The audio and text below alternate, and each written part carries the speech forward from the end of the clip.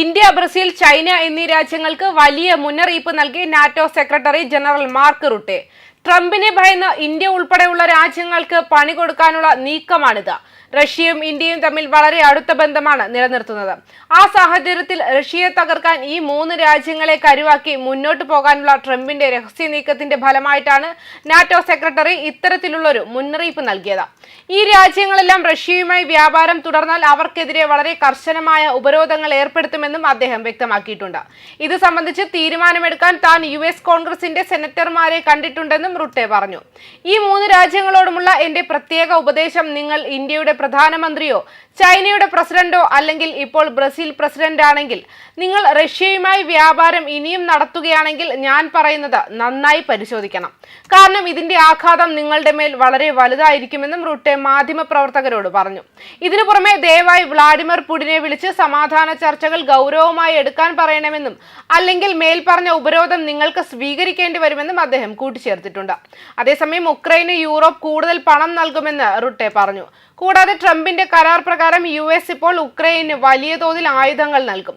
വ്യോമ പ്രതിരോധം മാത്രമല്ല, യൂറോപ്യൻ മിസൈലുകളും വെടിക്കോപ്പുകളും നൽകുമെന്നും ഉക്രൈനായുള്ള ദീർഘദൂര മിസൈലുകളെ കുറിച്ച് ചർച്ച ചെയ്തോ എന്ന് ചോദിച്ചപ്പോൾ റൂട്ട് പറയുകയും ചെയ്തു.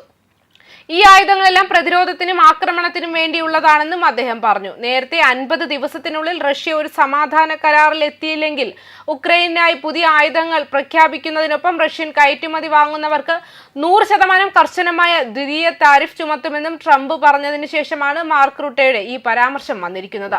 നാറ്റോ സഖ്യകക്ഷികൾ ഉക്രൈനായി ഏറ്റവും മികച്ച അമേരിക്കൻ ആയുധങ്ങൾ വാങ്ങുന്ന ഒരു വിപ്ലവകരമായ പദ്ധതി US പ്രസിഡന്റ് ഡൊണാൾഡ് ട്രംപ് പ്രഖ്യാപിച്ചു.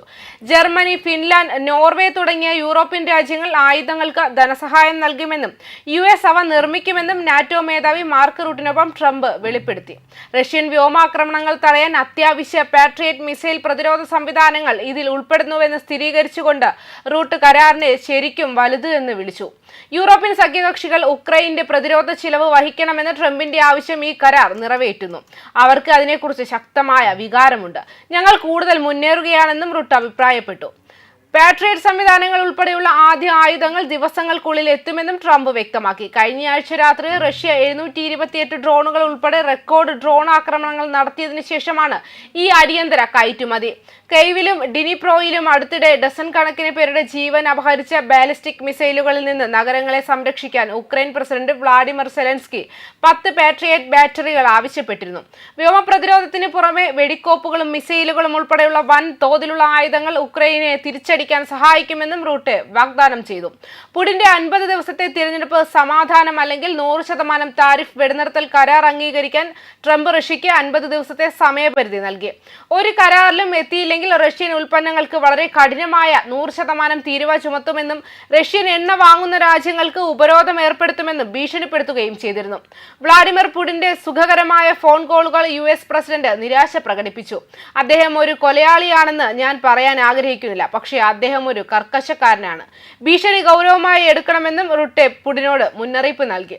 ആയുധ കുതിച്ചുചാട്ടവും താരിഫ് സമ്മർദ്ദവും കൂടി ചേർന്ന് ചർച്ചകൾക്ക് നിർബന്ധിതമാകുമെന്നും ചൂണ്ടിക്കാട്ടി.